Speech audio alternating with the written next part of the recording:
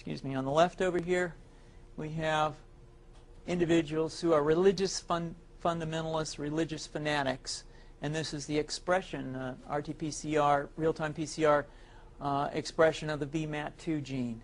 Over here, we have individuals.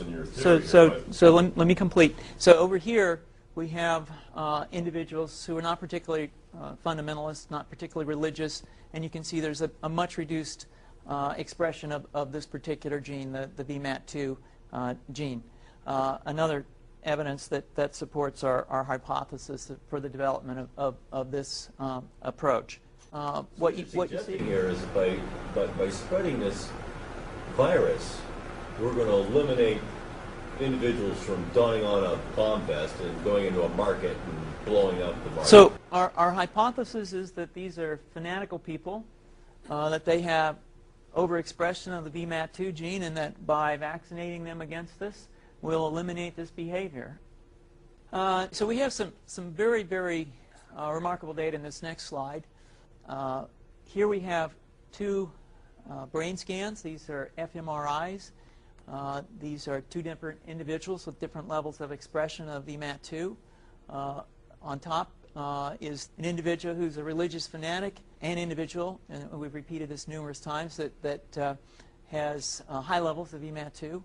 Now, this individual down here who had low levels of the VMAT2 gene, this individual would self-describe as not particularly religious. In each case, these individuals were read a religious text. This individual lit up the right middle frontal gyrus, shown here, and that's a part of the brain that's associated with theory of mind. It's a part of the brain that has to do with intents and beliefs and desires.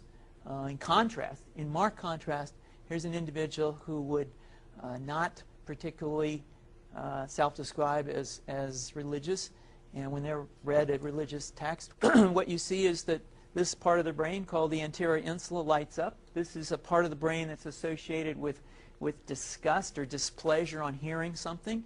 So you're suggesting I take a CT scan with me when I'm evaluating people to determine whether I put a bullet in their head?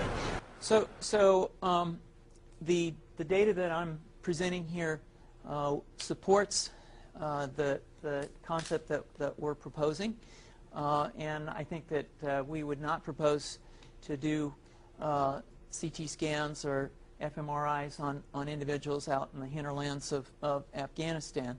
The virus would immunize against this VMAT2 gene, and that would have the effect that you see here, which is it's essentially to turn a fanatic into a normal person.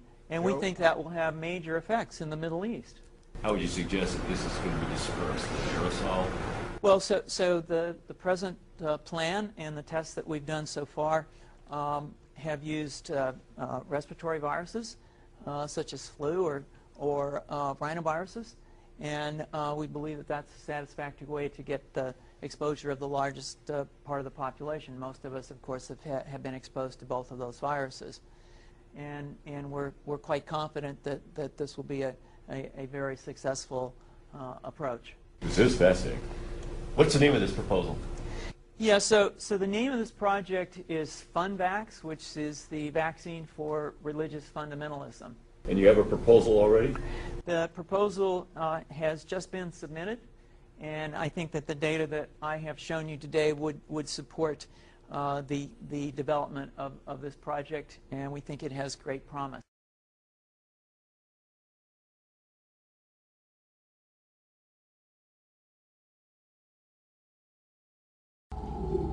The pre-crime program began in the year 2046 with a federal grant.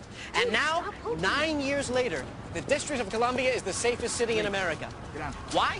Because pre-crime works. Pre-crime has eliminated the need for conventional detectives.